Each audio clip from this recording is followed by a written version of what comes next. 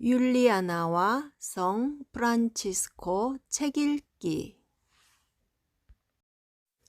아시시의 성 프란치스코, 요하네스 예르겐센 지음, 조원영 옮김, 프란치스코 출판사. 제2부 복음선포자 프란치스코, 평화와 회개의 사절이 되다, 새 동료들의 전기. 4.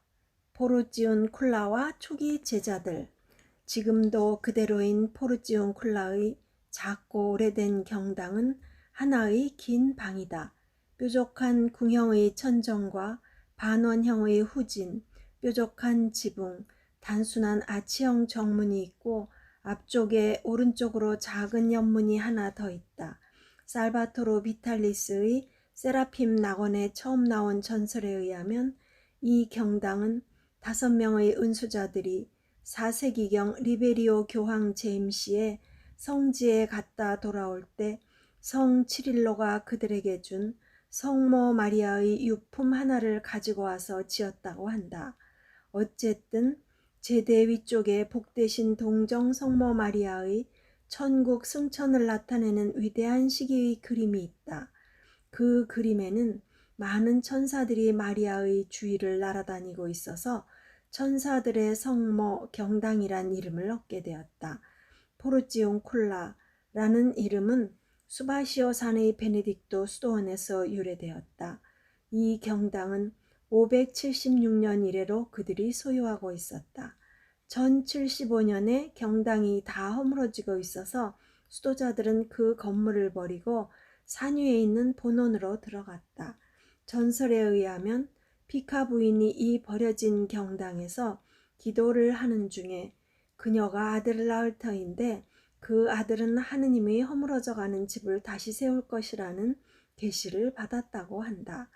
프란치스코와 그의 형제들은 이 경당을 수리한 후 경당 주위의 숲속에서 살았다. 몬테 수바시오 수도원, 지금의 까말돌리 수도원에서 포르지온 쿨라를 영원히 사용할 특전을 주었을 때 그들은 크게 기뻐하였다. 그러나 프란치스코는 포르지온 쿨라 성당의 소유권을 갖지 않기 위하여 해마다 경당의 임대료로 물고기 한 바구니를 보내는 관습을 엄격히 지켰다. 프란치스코와 형제들은 경당 옆의 나뭇가지를 엮어 옷막을 하나 지었다. 벽은 진흙을 바르고 지붕은 나뭇가지와 잎으로 엮었다. 짚으로 만든 자루가 침대가 되었고 땅바닥이 식탁과 의자이며 숲은 수도원 담이 되었다. 이것이 첫 번째로 지은 프란치스칸들의 집이었으며 프란치스코는 이것이 다른 집들의 모델이라고 강경하게 가르쳤다. 후에 프란치스코 수도회가 성인의 이상을 떠나기 시작하였을 때 분열의 조짐 중에 하나는 이 집이라는 명칭이 당당한 수도원이라는 이름으로 바뀐 때문이었다. 그래서 좀 완화된 수도원 이름이 꼼벤뚜알이 된 것이다. 이 새로운 형제회는 시에나의 성 요한 콜롬비니에 의해 시작되었고 그는 옛 프란치스칸 이름을 본떠서 그리스도의 가난한 사람들, 곧 예수아티라 하였다. 첫 번째 제자들 이후로 새 사람들이 들어왔다. 그들은 새 세대의 프란치스칸들이었다. 베르나르도와 에지디오, 안젤로와 실베스테르, 다음으로 두 번째 형제들인 루피노, 마세오, 주니페로와 레오 형제들의 이름이 전설이나 전기에 나온다. 이 젊은이들은 선배들을 능가하는 듯 하였고 선배들을 다소 그늘로 밀어 놓은 것 같이 보이기도 한다. 하지만 선배들은 은수 생활에 마음이 쏠려서 공동생활보다는 혼자 사는 데에 더 비중을 두었던 것 같다. 실베스테르는 카르체리의 여러 동굴 속에서 기도와 묵상에 전념하였고 베르나르도도 숲속에 혼자 있을 때에는 하느님께 잠겨서 프란치스코가 부르는 소리조차 듣지 못하였다. 어떤 때는 혼자서 2, 30일씩 높은 산 정상을 다니면서 천상의 것들을 보았다. 에지디오는 예루살렘 성지, 스페인, 로마, 파리, 성 니콜라오 성지 등 여행을 많이 하였다. 그러나 새로 들어온 형제들 때문에 초기의 이야기나 업적을 잊으면 안 될 것이다. 프란치스코가 원탁의 기사라고 부른 에지디오 형제에게서 프란치스코의 본래 정신이 생생하게 실현되었고 끝까지 살아있었다. 에지디오는 우연찮게도 1262년 성 조르조 축일에 죽었는데 그날은 그가 수도원에 입회한 기념일이기도 하였다. 그는 죽을 때까지 하느님의 좋은 기사였고 고귀한 가난 부인의 참된 성 조르조였다. 그의 일생은 특히 초기 프란치스칸들이 노동을 사랑했다는 증언이기도 하다. 에지디오의 친구인 레오 형제가 쓴 그의 전기를 보면 이러한 특징들이 가득 들어있다. 그는 예루살렘 성지로 가는 길에 브린디시에 도착했다. 그런데 예루살렘으로 떠나는 배가 없어서 며칠을 그 도시에서 묵어야 했다. 그러자 그는 낡은 수레를 얻어서 물을 싣고 도시 골목골목을 다니며 물이요, 물 있어요 하며 물을 팔러 다녔다. 물값을 받아서 자신과 형제들에게 필요한 빵과 물건들을 샀다. 돌아오는 길에는 앙코나 해안에 도착하여 그곳에서 일거리를 얻었다. 바구니를 엮는 버들가지와 항아리를 만드는 골프를 배워와서 물건을 만들어 팔았는데 그것은 돈을 벌기 위해서가 아니라 빵을 구하기 위한 것이었다. 또 시신을 무덤까지 옮겨주기도 하였는데 그것은 자신뿐만 아니라 함께 사는 형제들의 옷을 사기 위해서였다. 그는 여러 일들 때문에 자는 동안에도 자기를 위해서 기도해 주기를 원하였다. 이 무렵 앙코나에서 있었던 일로 보이는데 골프를 한 단 지고 집으로 오는 길에 그를 본 어떤 사제가 위선자라고 내뱉었다. 이 말을 듣고 에지디오는 너무 실망하여 눈물을 멈추지 못하였다. 같이 가던 동료가 그 비탄의 이유를 묻자 내가 위선자이기 때문에 그래요. 오늘 어떤 사제가 나에게 그랬어요. 하고 대답하였다. 그래서 형제님은 자신이 위선자라고 믿으세요? 라고 그 형제가 물으니 에지디오가 대답하였다. 예, 사제의 말씀인걸요. 사제는 거짓말을 하지 않아요. 그래서 그 형제는 에지디오에게 가르쳐야만 했다. 사제도 보통 사람들과 마찬가지로 여러 모습이라고, 그리고 보통 사람과 마찬가지로 사제도 틀릴 때가 있다고. 그래서 우는 에지디오 형제를 진정시킬 수가 있었다. 로마에 갔을 때 에지디오는 아침 일찍 미사에 참내하고 도심에서 좀 떨어진 숲으로 갔다. 거기서 나무를 해가지고 로마에 와서 팔아 빵과 다른 필요한 물건들을 구했다. 한 번은 어떤 부인이 그가 수도자인 것을 알고는 실제 나뭇값보다 더 많은 돈을 주려고 하였다. 그러나 에지디오는 나는 탐욕에 빠지지 않겠어요 라고 말하면서 먼저 값의 절반만 받으려고 하였다. 그는 포도 추수철에는 포도를 따주고 올리브 추수철에는 올리브를 수확했다. 밀 추수철에는 가난한 사람들과 함께 밀 이삭을 주었다. 밀 이삭을 주어서는 곡간이 없다고 사람들에게 다 주어버렸다. 그는 로마 교회에 있는 산 시스토 샘에서 산티 콰트로 코로나티 수도원의 수사들에게 물을 길어다 주기도 하고 수도원에서는 빵을 섞거나 밀가루를 빻는 일을 도와주기도 했다. 그는 생활을 위해서 무슨 일이고 닥치는 대로 다 했다. 그러나 언제나 단 한 가지 조건이 있었으니 그것은 성모일도와 묵상에 필요한 시간을 갖는 것이었다. 그는 부지런한 생활 속에서도 프란치스코의 깊은 선성에 끊임없이 잠겨 있었다. 한 번은 그가 꼼포스텔라의 성 야고보 성지를 가다가 한 가난한 사람을 만났는데 그가 에지디어에게 무엇인가를 청하였다. 그는 줄 것이 없어 그의 웃옷에 붙어있는 모자를 잘라주고 20일 동안 모자 없이 다녔다. 또 한 번은 롬바르디아에서 길을 가는데 어떤 사람이 오라고 손짓을 했다. 에지디오는 무얼 주려나 보다 하고 그에게 갔더니 그는 허연이를 드러내고 희죽이 웃으면서 그의 손에 주사위 2개를 올려놓았다. 에지디오는 나의 아들이여 하느님께서 당신을 용서해 주시기를 하고 그냥 지나갔다.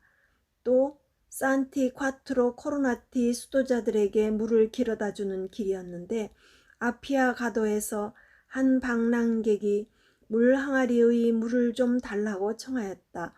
에지디오가 거절하였더니 그 사람은 화가 나서 고래고래 소리를 질렀다. 에지디오는 아무 대답도 하지 않았다. 그러나 수도원에 가자마자 그는 다른 물 항아리를 가지고 나와 물을 길어서 그 사람에게 갖다 주었다. 화내지 마세요. 나는 다른 사람이 먹은 물을 수도원의 수도자들에게 드리고 싶지 않아서 그랬어요. 하고 말하면서 물을 마시라고 하였다. 투스쿨룸의 주교인 니콜라오 추기경처럼 높은 분들과 함께 식사를 하게 될 때도 에지디오는 나가서 빵을 벌어다 놓고서야 추기경의 식탁에 앉았다. 비가 억수로 쏟아지는 어느 날 추기경은 에지디오 형제가 자기와 함께 음식을 먹게 되었다고 기뻐하였다. 그런데 에지디오는 주방으로 가서 주방이 더러운 것을 보고는 요리사에게 주방을 청소하겠으니 빵 2쪽만 얻자고 하였다. 그 부탁은 받아들여졌고 추기경은 실망하였다. 그 다음 날도 비가 왔다. 에지디오는 집안에 있는 칼을 모조리 갈아주고 빵 2쪽을 얻었다. 에지디오 형제의 금원집에는 그가 말년에 쓴 경구나 말씀들이 들어있다. 한 번은 추기경 2분이 그를 방문한 적이 있었다. 그들은 떠나면서 공손하게 자기들을 위하여 기도해 달라고 부탁하였다. 정말이지 추기경님들께서는 저희 기도가 필요치 않습니다. 추기경님들께서는 저보다 더 신덕과 망덕이 크시니까요. 하고 대답하였다. 이 교회의 2 성직자들은 놀라워하면서도 한편으로는 당황하였다. 그들은 에지디오 형제의 기질을 잘 알고 있었기 때문이었다. 그게 무슨 말이요? 하고 그들이 묻자 추기경님들은 이 세상의 권력과 영예와 영광을 그렇게 많이 누리면서도 구원되기를 바라고 계시니 말이에요. 나는 이렇게 가난하고 비참하게 살면서도 내가 벌 받을까 걱정이 돼요. 에지디오 형제는 죽을 때까지 프란치스코의 이상인 가난, 정결, 기쁨의 덕에 충실하였다. 그가 정결을 칭송하며 지은 시는 다른 몇 개의 시 구절과 함께 보존되어 있다. 페루자 수도원의 작은 정원에서 그는 비둘기들이 구구대는 소리를 귀 기울여 듣고 그들에게 말을 걸었다. 그는 아름다운 여름 아침이면 꽃밭을 오르락 내리락 거닐며 하느님을 찬양하는 노래를 불렀다. 그리고 막대기 2개를 들고서 하나는 바이올린으로 하나는 활인양 바이올린 켜는 신용을 했다.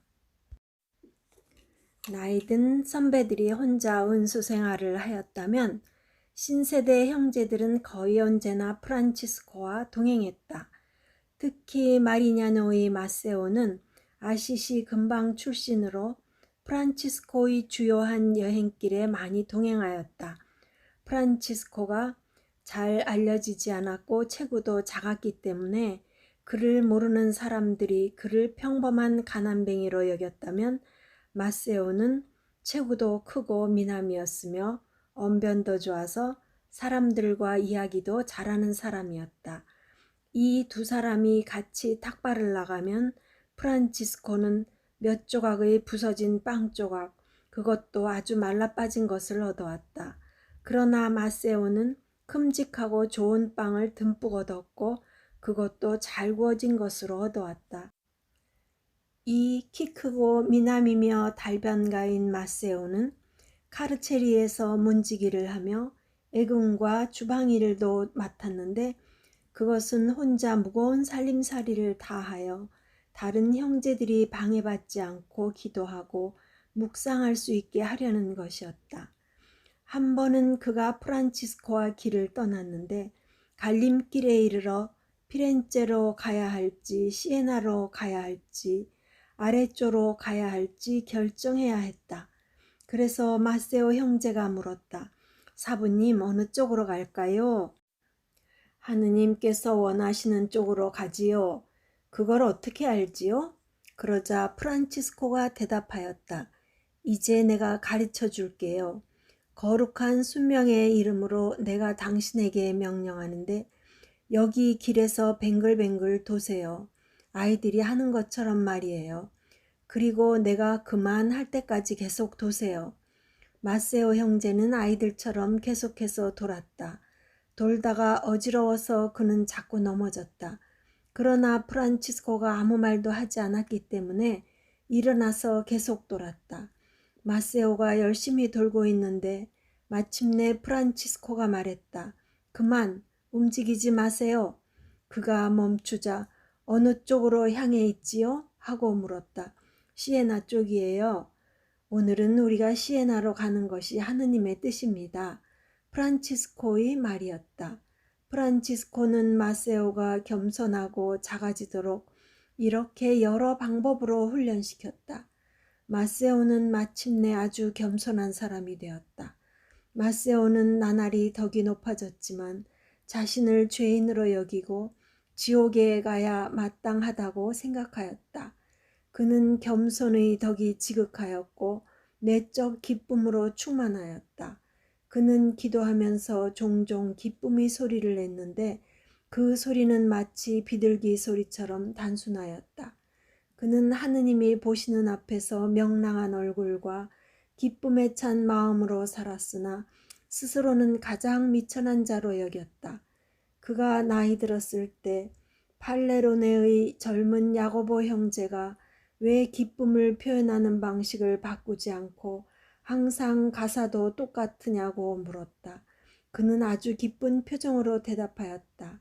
단 한 분에게서 모든 행복을 얻는 사람은 한 가지 노랫말 외에는 부를 수가 없어요. 젊은 세대 중 아시시의 루피노 형제는 선배인 퀸타발레의 베르나르도를 연상시킨다. 둘 다 귀족 출신으로 루피노는 쉽이 감은 사람이다.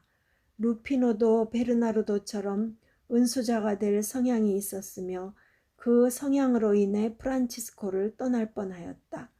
프란치스코의 실제적인 생활이 그의 눈에는 옛 사막의 은수자들의 고행보다 못한 것 같았다. 그는 자주 기도와 묵상에 깊이 잠겨 있어서 어떤 때는 그를 깨울 수가 없었고 깨어나서 하는 이야기는 앞뒤가 맞지 않았다. 한편 주니페로 형제는 완전히 프란치스코의 정신을 이어받았다. 프란치스코는 그를 보며 저런 주니페로 나무로 가득 찬 숲이 있으면 좋겠어 하고 농담조로 말하곤 했다. 어느 날 포르지웅꿀라 수도원에서 한 형제가 아파 누워 있었다. 그가 삶은 돼지다리가 먹고 싶다고 말하자 주니페로는 벌떡 일어나 숲으로 달려갔다. 숲속에는 떡갈나무 열매를 찾아 나선 돼지떼들이 지나가고 있었다. 그는 돼지 한 마리를 잡아 다리를 잘라와서 아픈 형제에게 음식을 만들어 주었다.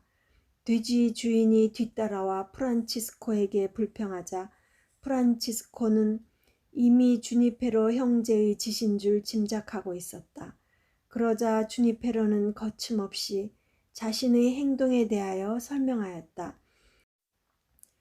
아픈 형제가 이 돼지다리를 먹고 아주 많이 나았기 때문에 내가 100마리의 돼지다리를 잘랐다 해도 후회하지 않을 거예요. 프란치스코가 그에게 이웃의 재산에 고의적으로 손해를 끼친 것은 나쁜 일이라는 것을 조금이라도 알아듣도록 간신히 설득시켰다. 예, 돼지 주인이 화가 났으니 제가 찾아가서 화해하고 오겠습니다. 그는 급히 뛰어가 농부에게 자초지종을 이야기하였다. 그 아픈 형제가 얼마나 삶은 돼지다리를 먹고 싶어 했는지, 돼지는 사람이 먹으라고 만들어진 것이며 모든 것은 모든 사람들이 다 평등하게 쓰도록 있는 것이다. 사람은 어느 누구도 작은 돼지 새끼 한 마리도 만들지 못한다. 다만 하느님만이 만드실 수 있다. 아픈 사람이 너무나도 원해서 자기가 그 돼지다리 하나를 자르게 되었다고 자초지종을 설명하였다. 주니페로 형제는 자기가 아주 자세하고 정성껏 설명을 했기 때문에 농부가 다 이해하고 용서해 주었으리라 생각하였다. 그러나 사정은 그렇지 않았다. 농부는 주니페로 형제를 나쁜 놈, 도둑놈, 강도, 멍청이, 바보라고 욕하며 소리쳤다. 왜 내 말을 못 알아들을까? 주니페로는 이상하게 생각하고 이야기를 다시 시작하였다. 이번에는 훨씬 더 자세하게 설명하고는 농부에게 다가가서 이렇게 소리쳤다. 내가 아프고 불쌍한 형제의 병을 낫게 하기 위해 한 일이니까 당신도 나를 도와준 셈이에요. 그러니 이제 그만 화내고 불평하지 마세요. 우리 함께 기뻐하고 하느님께 감사해요. 하느님께서는 땅의 열매와 들판의 새들과 숲속의 짐승을 우리에게 주시고 우리 모두가 당신의 자녀가 되어 형제 자매처럼 서로 돕고 살기를 원하십니다. 내 말이 맞지요? 나의 형제님. 이 말을 하고 주니페로 형제는 마음을 다해 그 농부를 끌어안으며 입맞추었다. 농부는 다시 생각해 보더니 하느님과 형제들에게 무정하게 대한 것에 대해 용서를 청하며 눈물을 흘렸다. 그는 가서 큰 돼지 한 마리를 잡아 요리를 해서 포르지웅쿨라 수도원 형제들에게 선물로 가지고 왔다. 이 주니페로 형제가 언젠가 한 작은 수도원에 있었는데 모두들 각자 자기 일터로 갈 시간이 되었다. 형제들이 다 간 후에 보호자 형제가 주니페로 형제에게 말하였다. 우리가 없는 동안 집을 잘 돌보고 우리가 돌아오면 먹을 음식을 해놓으세요. 예, 절 믿으세요. 하고 그는 대답했다. 다른 사람들은 일터로 다 나갔다. 그가 집에 혼자 있게 되자 지시받은 일을 곰곰이 생각해 보았다. 그는 장작을 패고 불쏘시게 할 나뭇가지들을 주우면서 중얼거리기를 형제 한 사람이 매일 주방에 갇혀서 기도할 시간은 조금도 없이 온 시간을 주방에서 다 쓴다는 것이 말이나 될 일인가. 오늘은 지금 있는 형제들보다 더 많은 형제들이 2주일은 먹을 수 있는 음식을 해놓아야겠다. 이런 생각으로 주니페로는 인근 도시로 나가 큰 솥을 사고 쇠고기, 오리, 계란과 야채 등을 넉넉히 샀다. 그는 장작불을 지피고 솥에 물을 채우고 모든 재료를 그 속에 넣었다. 오리는 털도 뽑지 않은 채, 채소는 씻지도 않은 채, 그리고 나머지 재료들도 한꺼번에 몽땅 넣었다. 주니페로 형제가 열심히 뛰어다니며 요리를 하고 있는데 형제들이 집으로 돌아왔다. 장작불이 요란하게 타고 있었고 주니페로 형제는 이 솥에서 저 솥으로 뛰어다니며 요리를 하는 폼이 보기만 해도 즐거웠다. 그는 불이 너무 뜨거워서 솥 가까이에 갈 수가 없어 기다란 막대로 음식을 저었다. 마침내 그는 식사 시간 종을 쳤다. 불 때문에 또 열심히 일하느라고 벌게진 얼굴로 접시들을 가지고 들어와 모인 형제들 앞에 놓으면서 말하였다. 이제 잡수세요. 식사하고 우리 기도하러 갑시다. 음식을 많이 해놓아서 2주 동안은 끄떡없을 거예요. 그러나 아무도 음식에 손을 대지 않았다. 주니페로 형제가 축제 음식인 양 차려놓은 식탁이 엉망이 되었다. 그제야 주니페로 형제는 자기가 한 짓이 잘못되었다는 생각이 들었다. 그는 얼른 형제들의 발 앞에 엎드려 가슴을 치며 그렇게 많은 음식을 망쳤음을 사과하고 용서를 청하였다. 이러한 행동은 반드시 순수한 천진함 때문만은 아니었다. 어떤 때 주니페로는 형제들이 수도회의 정신에서 빗나가고 있으면 형제들에게 필요한 교훈을 주곤 했다. 어쩌면 이 행동은 음식을 너무 탐하거나 주방 음식을 하느라 기도 시간을 놓쳐버린 형제들에게 교훈을 주려는 의도였는지 모른다. 주니페로 형제는 어느 날 오후에 애긍을 하는데 손이 너무 크다고 장상에게 꾸중을 들었다. 그날 밤 늦게 죽을 한 그릇 쑤어서 큰 버터 덩어리를 하나 넣어 장상에게 가져다 드렸다. 그는 한 손에는 죽그릇을 또 한 손에는 촛불을 들고 장상의 방문 앞에 서서 아버지 하고 불렀다. 오늘 아버지께서 저를 야단치실 때 화가 너무 나셔서 목소리가 쉰 것을 알았습니다. 그래서 죽을 쏘았는데 잡수십시오. 이 죽이 목과 가슴에 좋습니다. 장상은 아닌 밤중에 홍두깨 같은 주니페로의 뜻을 알아채고 바보 같은 짓은 집어치우라고 호통을 쳤다. 그러면 이왕 죽은 끓였고 누구라도 먹어야 할 테니 제가 대신 먹겠습니다. 이 촛불 좀 들고 계셔요. 장상도 프란치스칸이 될 만한 사람이었기에 이 맹랑한 형제와 식탁에 앉아서 같이 나눠 먹었다. 이러한 행동으로 주니페로 형제는 유명해졌다. 그가 오면 사람들이 모여들었다. 그가 로마에 갔을 때 몇 명의 지체 높은 양반들이 그를 만나려고 왔다. 오늘날에도 비단 옷의 향수 냄새를 풍기며 카타콤바 순교자들의 무덤을 도는 그런 사람들 말이다. 주니페로는 미리 그 소식을 듣고 신심으로 포장한 그들의 호기심에 장난칠 준비를 했다. 마침 길 옆 공터에 2명의 남자아이들이 시소를 타고 있었다. 시소는 가운데 받침대를 가로질러 나무 판자를 놓고 그 나무 판자 끄트머리에 앉아서 바꿔가며 오르락 내리락 하는 놀이이다. 주니페로 형제는 한 아이와 자리를 바꾸었다. 그 귀족 무리가 지나가다가 하느님의 사람이 시소를 열심히 타고 있는 것을 보고 기겁을 했다. 그러나 그들은 깊은 존경심을 갖고 인사를 한 뒤 시소에서 내려 자기들에게 오기를 기다렸다. 그러나 주니페로 형제는 그들이 인사한 것이나 기다리는 것에는 신경을 쓰지 않고 더 열심히 시소를 탔다. 그들은 한참을 기다리다가 주니페로가 계속 시소만 타자 화가 나서 가버렸다.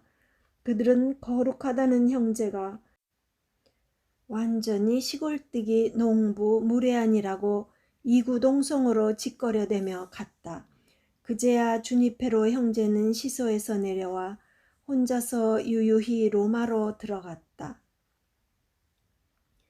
레오와 안젤로 탄크레디처럼 주니페로는 스승의 죽음 이후 성녀 클라라와 가까이 지낸 작은 그룹에 속했다. 주니페로 형제는 성녀 클라라의 임종 때 다른 2 형제와 함께 있었다. 하느님으로부터 무슨 소식이 있나요? 하고 성녀 클라라가 명랑하게 묻자 이 충성스런 프란치스코의 제자는 그녀의 침상 옆에 앉아 말씀의 불꽃을 튀겼다. 주니페로를 꼭 닮은 사람이 요한 형제였다. 그는 단순한 사람이라는 별명을 가졌는데 그가 수도원에 들어온 이야기는 다음과 같다. 형제들이 포르지움꿀라에 살고 그 수가 많아졌을 때인데 성 프란치스코는 아시시 근교의 마을과 성당에 다니면서 사람들에게 회개하라고 설교를 했다. 그는 성당이 더러우면 청소를 하려고 빗자루를 가지고 다녔다. 그는 성당이 원하는 만큼 깨끗하지 않으면 참을 수가 없었다. 그래서 어떤 때는 설교를 하다 말고 사람들 몰래 사제들을 불러 모으고 아무도 안 듣는 데서 사람들의 구원과 특히 성당과 제대와 거룩한 미사 성제에 관계가 있는 것들은 모두 깨끗하게 할 것을 권유했다. 어느 날 프란치스코가 아시시 근처의 한 마을에 와서 아주 겸손하게 성당을 쓸고 청소를 하기 시작하였다. 프란치스코가 왔다는 소문을 듣고 밭을 갈던 농부가 달려와서는 성당을 청소하느라 바쁜 성인을 보았다. 요한이라는 농부는 그에게 말했다. 형제님, 빗자루를 저에게 주세요. 제가 쓸겠습니다. 그는 성인에게서 비를 받아들고 힘차게 쓸었다. 그리고 그들은 함께 앉아서 이야기를 나누었다. 형제님, 저는 오랫동안 하느님을 섬기고 싶은 소망이 있었습니다. 특히 당신과 형제들의 이야기를 듣고 나서는 더 그랬습니다. 그러나 어떻게 당신을 만날 수 있는지 몰랐어요. 이제 하느님께서 당신과 함께 있게 해주셨으니 저는 당신이 하라는 대로 하겠습니다. 프란치스코는 그에게서 아주 큰 열정을 알아보고 주님 안에서 기뻐하였다. 특히 이때는 단 몇 명의 형제들 뿐이었고 이 단순하고 의로운 사람이 좋은 형제가 될 것 같았기 때문이다. 그래서 성인은 그에게 말하였다. 형제여, 당신이 우리처럼 살 마음이 있으면 처분할 수 있는 재산을 다 처분하고 자유로워야 합니다. 당신은 복음이 권고하는 대로 재산을 가난한 사람들에게 주어야 합니다. 여기 형제들은 다 자기 방식대로 그렇게 하고 여기에 왔습니다. 그는 이 말을 듣자 곧 밭으로 갔다. 밭을 갈다가 황소들을 밭에 세워놓은 채로 왔는데 소의 멍에를 다 풀어주고 그중 한 마리를 끌고 프란치스코에게로 왔다.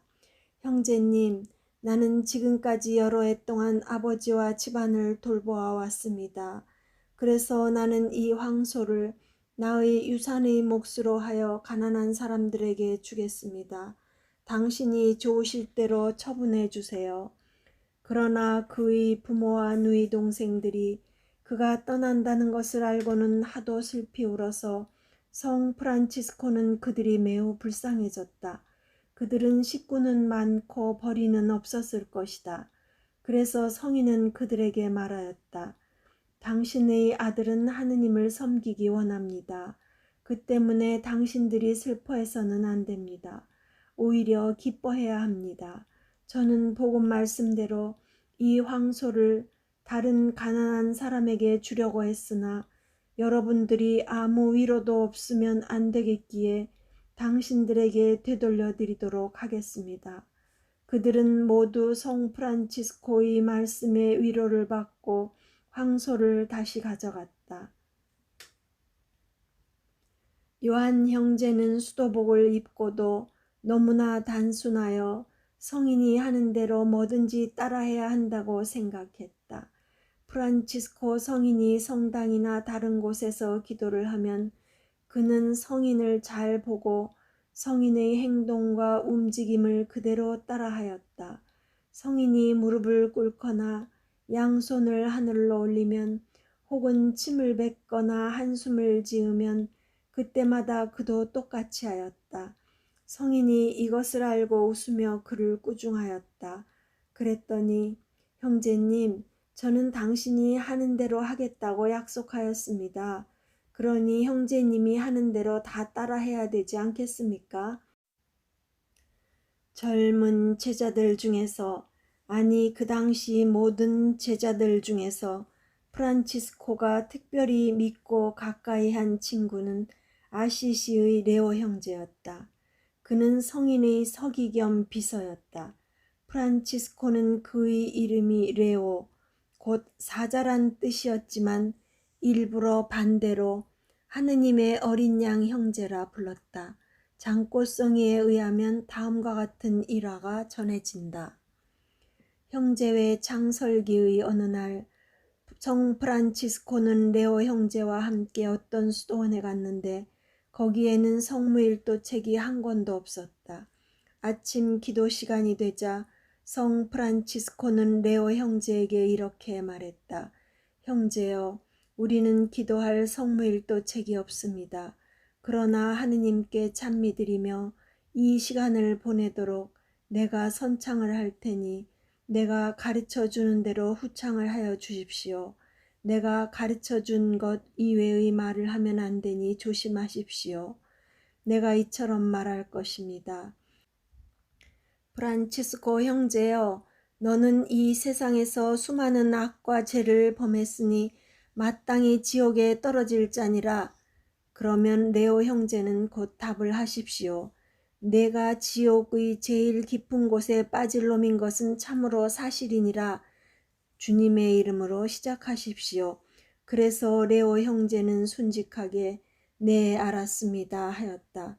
프란치스코여, 너는 이 세상에서 수많은 악과 죄를 범했으니 마땅히 지옥에 떨어질 자니라 하고 성 프란치스코가 소리내어 시작하니 레오 형제는 하느님께서 당신을 통하여 수많은 선한 일을 하실 테니 당신은 천국에 올라가실 것입니다 하였다. 성 프란치스코는 레오 형제여, 그렇게 말해서는 안 됩니다. 내가 프란치스코 형제여, 하느님을 거슬러 수많은 죄악을 범했으니 너는 마땅히 하느님의 저주를 받을 자이다 라고 말하면 형제는 참으로 너는 저주받은 자들 속에 끼어있는 놈이다 하고 대답하여 주시오 하였다. 그리하여 레오 형제는 네, 알았습니다 사부님 하고 대답하므로 성인은 눈물을 흘리며 깊은 한숨 속에 가슴을 치면서 소리 높여 하늘과 땅의 주 하느님이시여, 저는 이토록 많은 악행과 죄를 저질러 싸우니 정말 당신으로부터 버림받은 자입니다 하였더니 레오 형제는 프란치스코 형제여, 하느님께서는 당신을 복된 자 중에서도 뛰어나게 복된 자로 만드실 것입니다 라고 응답했다. 성 프란치스코는 레오 형제가 번번이 자기의 명령과는 반대로 대답하는 것을 아주 이상히 여기며 형제는 왜 내가 시키는 대로 답하지 않습니까? 이번만은 정말 거룩한 순명으로 내가 가르치는 대로 답할 것을 명합니다. 이제 내가 가련한 작은 형제 프란치스코야, 하느님께서 너를 불쌍히 여겨주실 줄 아느냐? 너는 인자하신 아버지시오 온갖 위로의 하느님께 이같이 많은 죄를 지었으니 자비를 받을 가치조차 벌써 없어진 놈이니라고 하면 작은 양 레오여, 그대는 말하기를 너는 아무리 해도 자비를 얻을 가치가 없는 놈이니라고 대답하십시오 하고 타일렀다. 그러나 성 프란치스코가 가련한 작은 형제 프란치스코야 하고 읊자마자 레오 형제는 그 자비가 당신의 죄보다 무한히 더 큰 하느님 아버지께서는 당신께 큰 자비를 베풀 것이며 그 위에 더욱 풍성한 은총을 주실 것입니다 라고 대답하는 것이었다. 이 대답에 성 프란치스코는 그만 슬며시 화가 치밀고 마음이 좀 언짢아 왜 형제는 순명을 거슬러 벌써 몇 번씩이나 내가 명한 것과 반대로만 대답합니까? 하니 레오 형제는 겸손하고 공손하게 이렇게 대답하였다. 사부님, 하느님도 알고 계시지만 저는 매번 분부대로 대답하려고 마음먹고 애썼습니다. 그러나 하느님께서는 저로 하여금 제가 원하는 대로가 아니고 하느님이 원하시는 대로 말하게 하신 것입니다. 이 말을 들은 성 프란치스코는 이상히 여겨 레오 형제에게 진정으로 부탁하니 이번만은 내가 말하는 대로 대답해 주십시오 하고 말하였다. 레오 형제는 사부님 말씀해 주십시오. 이번에는 꼭 원하시는 대로 대답해 드리겠습니다 하고 말하므로 성 프란치스코는 눈물을 흘리면서 가련한 작은 형제 프란치스코야, 하느님께서 너를 불쌍히 여기실 줄로 생각하느냐 하고 말하자 레오 형제는 여전히 천만의 말씀입니다. 당신은 하느님의 큰 은총을 받을 것이며 그분은 당신을 높이 들어 올리실 것이니 영원히 당신은 영광을 누리실 것입니다. 자기를 낮추는 사람은 높아질 것이기 때문입니다. 나는 이것 외에 달리 말할 수가 없습니다. 그럴 수밖에 없는 것이 하느님은 내 입을 통해서 말씀하고 계십니다. 다음 이야기도 레오 형제와 있을 때의 일이었다. 역시 장꽃송이에 나오는 이야기이다. 성 프란치스코가 어느 겨울날 레오 형제와 함께 페루자로부터 천사의 성 마리아 성당으로 향해 가고 있었는데 살을 애는 듯한 추위 때문에 몹시 고통스러웠다. 성인은 조금 앞서가던 레오 형제를 불러 레오 형제여, 가령 작은 형제들이 가는 곳마다 성덕과 감화의 훌륭한 모범을 보여준다 하여도 그러나 그런 것은 완전한 기쁨이 되지 않는다고 잘 기록해 놓으시오 하고 말했다. 조금 더 걷다가 성 프란치스코는 그를 두 번째로 다시 부르며 레오 형제여, 가령 작은 형제가 소경을 눈뜨게 하고 꼽추를 고쳐주고 마귀를 내쫓고 귀머거리를 듣게 하고 앉은뱅이를 걷게 하고 벙어리를 말하게 하고 더 나아가 죽은 지 나흘 된 사람까지 부활시킨다 할지라도 그러한 것은 완전한 기쁨이 되지 않는다고 잘 기록해 놓으시오 하고 말했다. 또 좀 더 가다가 성 프란치스코는 큰 소리로 이렇게 말했다.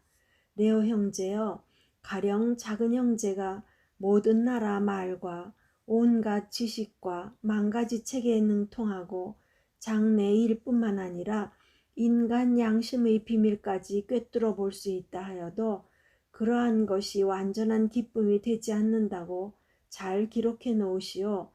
그리고 또 좀 더 가다가 성 프란치스코는 다시 큰 소리로 불렀다.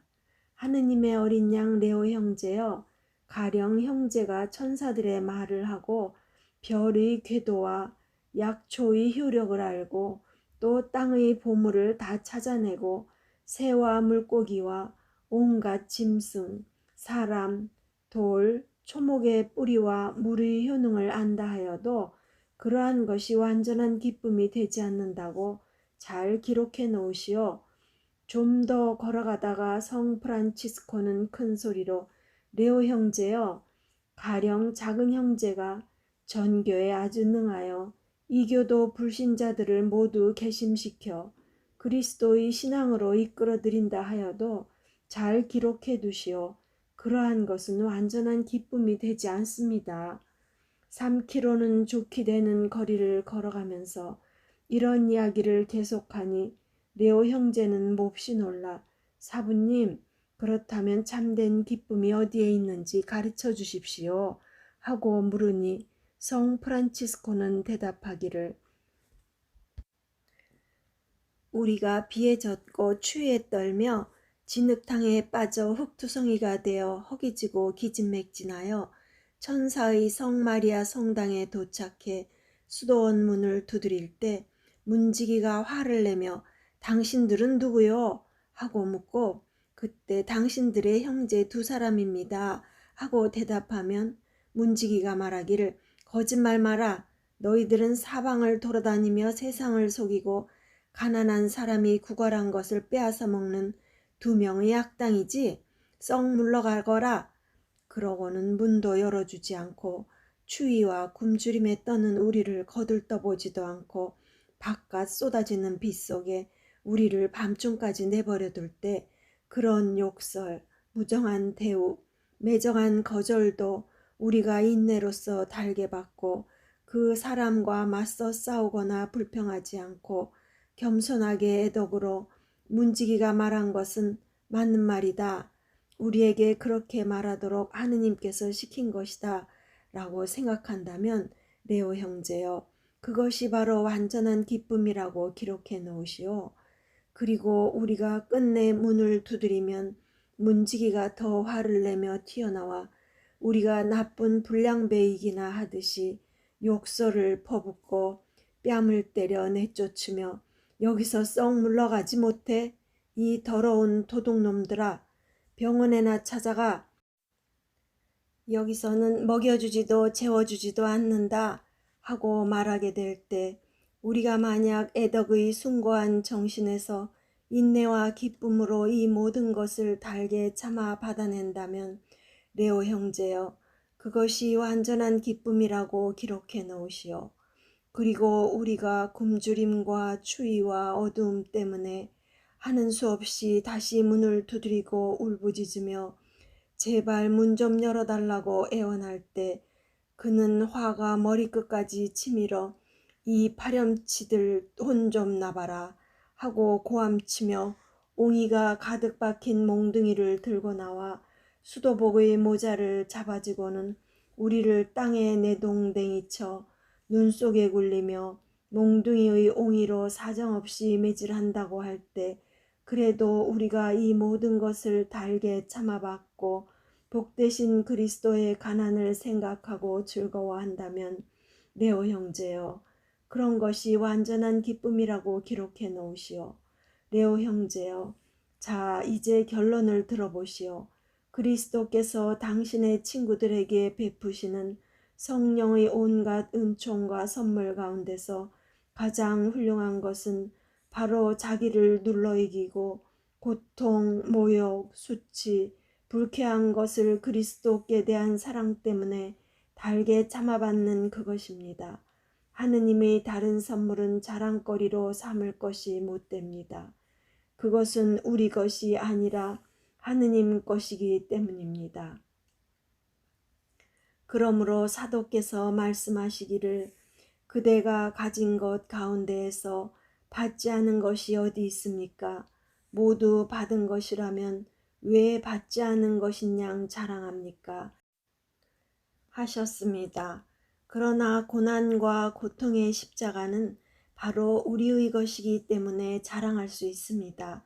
사도께서 나는 우리 주 예수 그리스도의 십자가 외에는 어떠한 것도 자랑하고 싶지 않습니다. 라고 말씀하셨습니다. 에르네스트 르낭은 다음과 같은 말을 하였다. 사도시대 이래로 어느 시대도 프란치스코가 시작한 운동보다 더 강력하게 복음을 실천하고자 시도해 본 시대는 없었다. 다음의 환시 이야기도 놀라울 것은 없다. 한 신신 깊은 남자가 밤에 환시를 보았다. 세상의 살아있는 사람들이 모두 포르지온 쿨라 주위에 모여섰는데 그들은 모두 눈이 멀어 있었다. 그들은 두 손을 합장하고 얼굴은 하늘을 향한 채 하느님을 부르며 시력을 다시 달라고 청하고 있었다. 그들이 그렇게 기도하고 서 있는데 하늘이 열리고 큰 빛이 포르지온 꿀라를 비추었다. 그러자 거기 서 있던 눈먼 사람들은 모두 눈을 뜨고 구원의 빛을 보았다.